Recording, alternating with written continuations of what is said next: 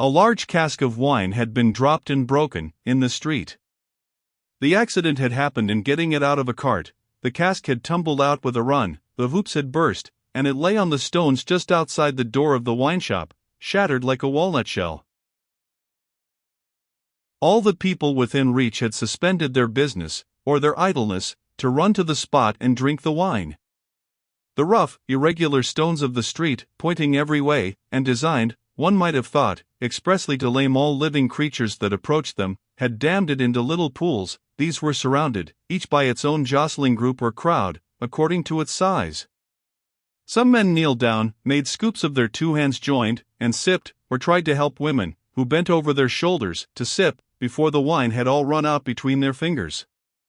Others, men and women, dipped in the puddles with little mugs of mutilated earthenware, or even with handkerchiefs from women's heads, which were squeezed dry into infants' mouths. Others made small mud embankments, to stem the wine as it ran. Others, directed by lookers on up at high windows, darted here and there, to cut off little streams of wine that started away in new directions. Others devoted themselves to the sodden and lee-dyed pieces of the cask, licking, and even champing the moister wine-rotted fragments with eager relish.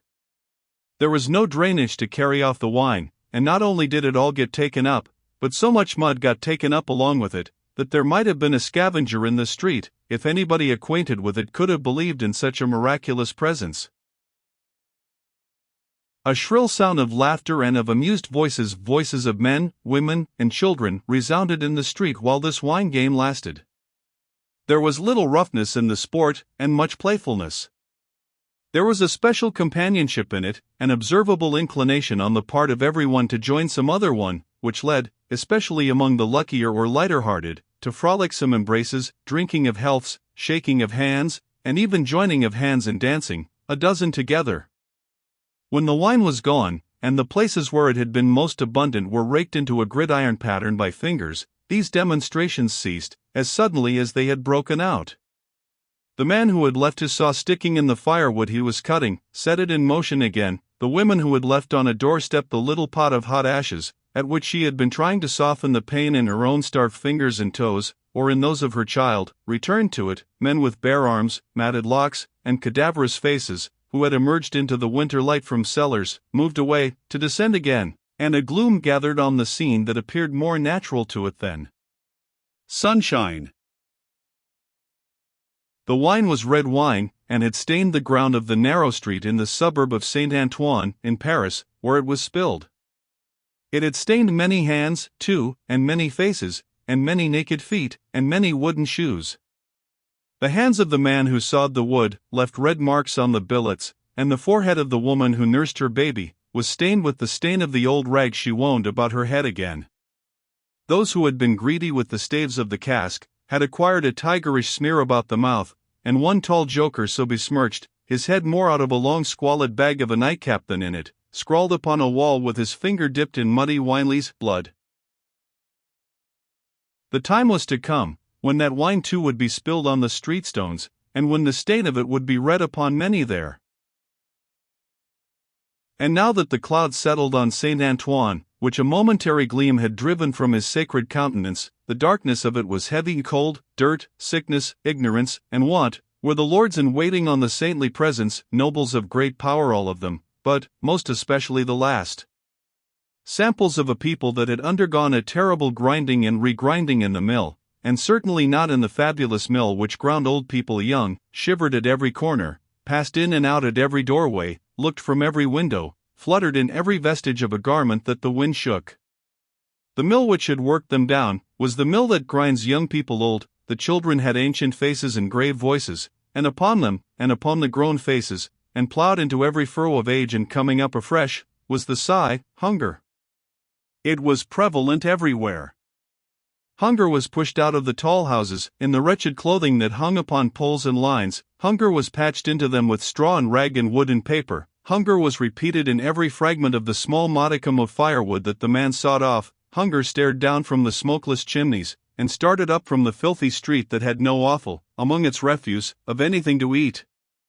Hunger was the inscription on the baker's shelves, written in every small loaf of his scanty stock of bad bread, at the sausage shop, in every dead dog preparation that was offered for sale. Hunger rattled its dry bones among the roasting chestnuts in the turned cylinder. Hunger was shred into atomics in every farthing porringer of husky chips of potato, fried with some reluctant drops of oil. Its abiding place was in all things fitted to it. A narrow winding street, full of offense and stench, with other narrow winding streets diverging, all peopled by rags and nightcaps, and all smelling of rags and nightcaps, and all visible things with a brooding look upon them that looked ill. In the hunted air of the people there was yet some wild beast thought of the possibility of turning at bay. Depressed and slinking though they were, eyes of fire were not wanting among them, nor compressed lips, white with what they suppressed, nor foreheads knitted into the likeness of the gallows rope they mused about enduring, or inflicting. The trade signs, and they were almost as many as the shops, were, all, grim illustrations of want. The butcher and the porkman painted up, only the leanest scrags of meat, the baker, the coarsest of meager loaves. The people rudely pictured as drinking in the wine-shops, croaked over their scanty measures of thin wine and beer, and were gloweringly confidential together. Nothing was represented in a flourishing condition, save tools and weapons, but the cutler's knives and axes were sharp and bright, the smith's hammers were heavy, and the gunmaker's stock was murderous.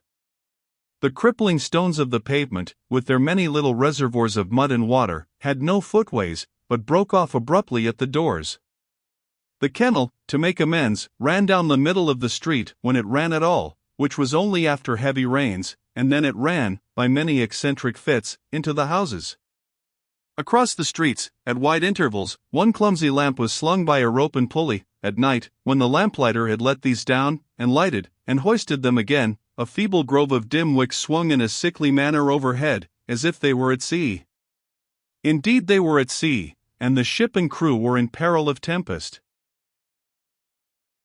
For the time was to come, when the gaunt scarecrows of that region should have watched the lamplighter, in their idleness and hunger, so long, as to conceive the idea of improving on his method, and hauling up men by those ropes and pulleys, to flare upon the darkness of their condition. But the time was not come yet, and every wind that blew over France shook the rags of the scarecrows in vain, for the birds, fine of song and feather, took no warning. The wine-shop was a corner shop, better than most others in its appearance and degree, and the master of the wine-shop had stood outside it, in a yellow waistcoat and green breeches, looking on at the struggle for the lost wine. "It's not my affair," said he, with a final shrug of the shoulders. "The people from the market did it. Let them bring another." There, his eyes happening to catch the tall joker writing up his joke, he called to him across the way. "Say, then, my Gaspard, what do you do there?" The fellow pointed to his joke with immense significance, as is often the way with his tribe. It missed its mark, and completely failed, as is often the way with his tribe too. "What now? Are you a subject for the mad hospital?" said the wine-shop keeper, crossing the road, and obliterating the jest with a handful of mud, picked up for the purpose, and smeared over it. "Why do you write in the public streets? Is there, tell me thou, is there no other place to write such words in?" In his expostulation he dropped his cleaner hand, perhaps accidentally, perhaps not, upon the joker's heart. The joker rapped it with his own, took a nimble spring upward, and came down in a fantastic dancing attitude, with one of his stained shoes jerked off his foot into his hand, and held out. A joker of an extremely, not to say wolfishly practical character, he looked, under those circumstances. Put it on," said the other. "Call wine, wine, and finish there." With that advice, he wiped his soiled hand upon the joker's dress, such as it was, quite deliberately, as having dirted the hand on his account, and then recrossed the road and entered the wine-shop. This wine-shop keeper was a bull-necked, martial-looking man of 30, and he should have been of a hot temperament, for, although it was a bitter day, he wore no coat, but carried one slung over his shoulder.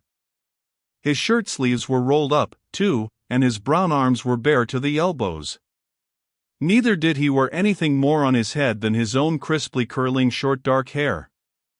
He was a dark man altogether, with good eyes and a good bold breadth between them.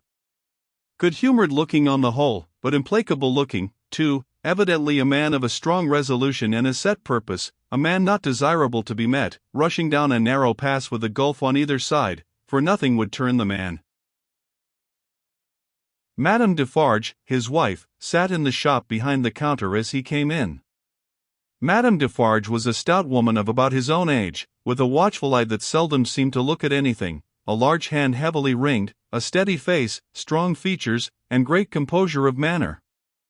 There was a character about Madame Defarge, from which one might have predicated that she did not often make mistakes against herself in any of the reckonings over which she presided. Madame Defarge, being sensitive to cold, was wrapped in fur, and had a quantity of bright shawl twined about her head, though not to the concealment of her large earrings.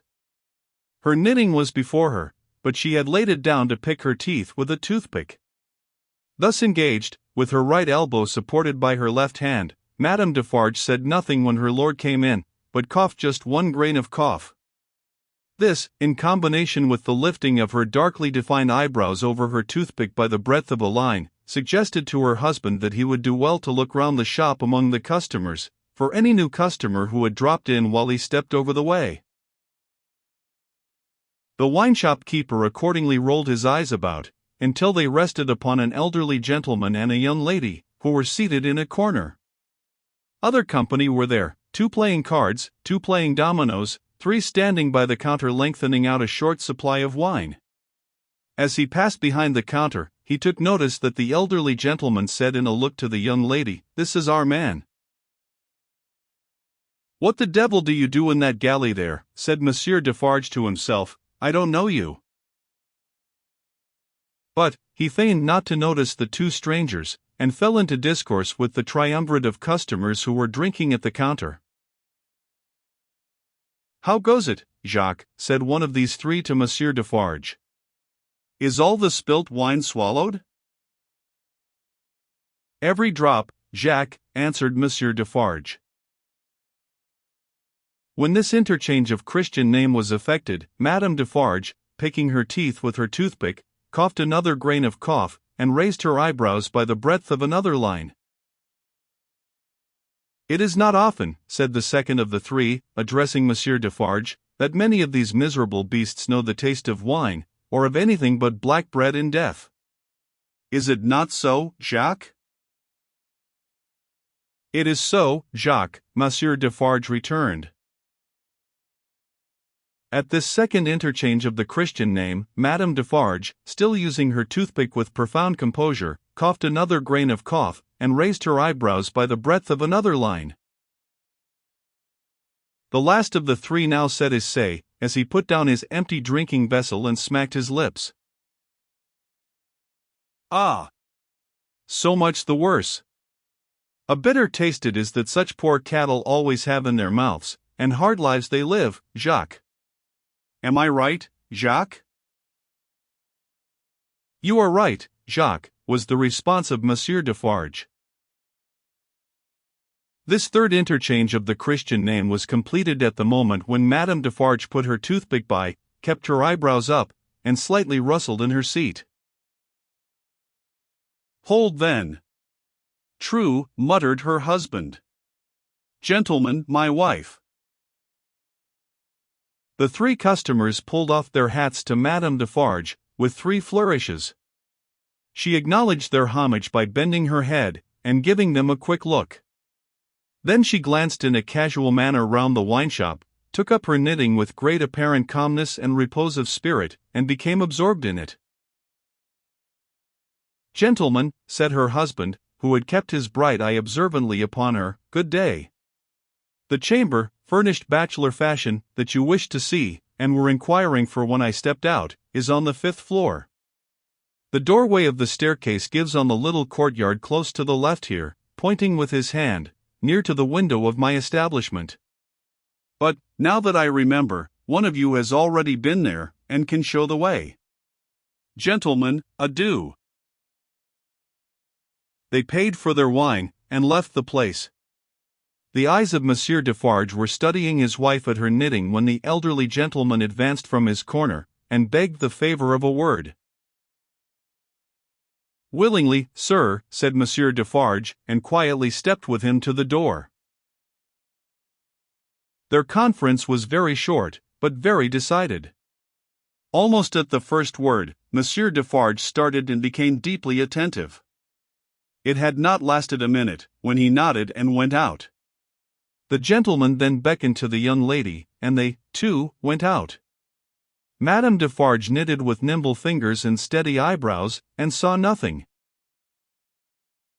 Mr. Jarvis Lorry and Miss Manette, emerging from the wine-shop thus, joined Monsieur Defarge in the doorway to which he had directed his own company just before. It opened from a stinking little black courtyard, and was the general public entrance to a great pile of houses, inhabited by a great number of people.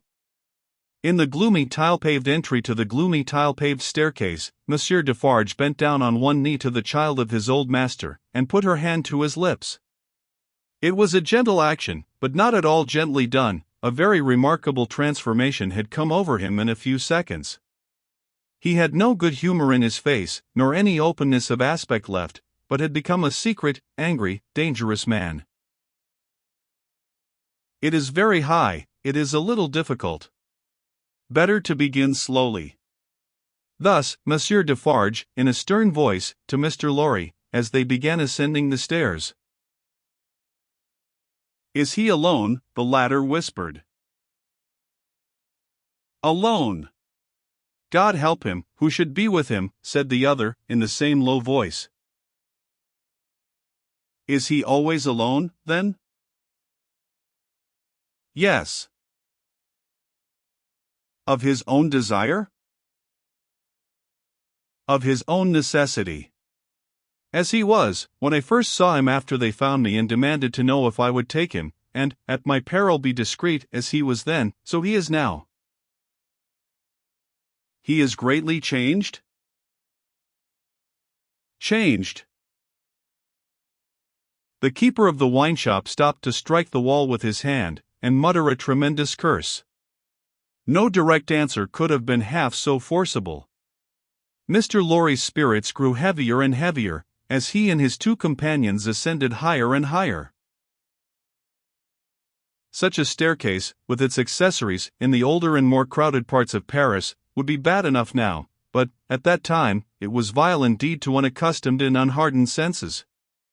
Every little habitation within the great foul nest of one high building, that is to say, the room or rooms within every door that opened on the general staircase, left its own heap of refuse on its own landing, besides flinging other refuse from its own windows. The uncontrollable and hopeless mass of decomposition so engendered would have polluted the air, even if poverty and deprivation had not loaded it with their intangible impurities. The two bad sources combined made it almost insupportable. Through such an atmosphere, by a steep dark shaft of dirt and poison, the way lay. Yielding to his own disturbance of mind, and to his young companion's agitation, which became greater every instant, Mr. Jarvis Lorry twice stopped to rest. Each of these stoppages was made at a doleful grating, by which any languishing good airs that were left uncorrupted seemed to escape, and all spoilt and sickly vapors seemed to crawl in. Through the rusted bars, tastes, rather than glimpses, were caught of the jumbled neighborhood, and nothing within range, nearer or lower than the summits of the two great towers of Notre Dame, had any promise on it of healthy life or wholesome aspirations. At last, the top of the staircase was gained, and they stopped for the third time. There was yet an upper staircase, of a steeper inclination and of contracted dimensions, to be ascended, before the garret story was reached. The keeper of the wine-shop, always going a little in advance, and always going on the side which Mr. Lorry took, as though he dreaded to be asked any question by the young lady, turned himself about here, and, carefully feeling in the pockets of the coat he carried over his shoulder, took out a key. "The door is locked then, my friend," said Mr. Lorry, surprised. "Aye. Yes," was the grim reply of Monsieur Defarge. "You think it necessary to keep the unfortunate gentleman so retired?" "I think it necessary to turn the key." Monsieur Defarge whispered it closer in his ear, and frowned heavily. "Why?" "Why? Because he has lived so long, locked up, that he would be frightened, rave, tear himself to pieces, that come to I know not what harm if his door was left open. "Is it possible?" exclaimed Mr. Lorry. "Is it possible?" repeated Defarge, bitterly. "Yes. And a beautiful world we live in, when it is possible, and when many other such things are possible, and not only possible, but done, see you, under that sky there, every day. Long live the devil! Let us go on." This dialogue had been held in so very low a whisper, that not a word of it had reached the young lady's ears. But, by this time she trembled under such strong emotion, and her face expressed such deep anxiety, and, above all, such dread and terror, that Mr. Lorry felt it incumbent on him to speak a word or two of reassurance. "Courage, dear miss. Courage. Business. The worst will be over in a moment, it is but passing the room door, and the worst is over. Then, all the good you bring to him, all the relief, all the happiness you bring to him, begin. Let our good friend here assist you on that side. That's well, friend Defarge. Come, now. Business, business." They went up slowly and softly. The staircase was short, and they were soon at the top. There, as it had an abrupt turn in it, they came all at once in sight of three men, whose heads were bent down close together at the side of a door, and who were intently looking into the room to which the door belonged, through some chinks or holes in the wall. On hearing footsteps close at hand, these three turned, and rose, and showed themselves to be the three of one name who had been drinking in the wine shop. "I forgot them in the surprise of your visit," explained Monsieur Defarge. "Leave us, good boys, we have business here." The three glided by, and went silently down. There appearing to be no other door on that floor, and the keeper of the wine shop going straight to this one when they were left alone, Mr. Lorry asked him in a whisper, with a little anger, "Do you make a show of Monsieur Manette?" "I show him, in the way you have seen, to a chosen few." "Is that well?" "I think it is well." "Who are the few? How do you choose them?" "I choose them as real men, of my name, Jacques is my name, to whom the sight is likely to do good." "Enough, you are English, that is another thing. Stay there, if you please, a little moment." With an admonitory gesture to keep them back, he stooped, and looked in through the crevice in the wall. Soon raising his head again, he struck twice or thrice upon the door, evidently with no other object than to make a noise there.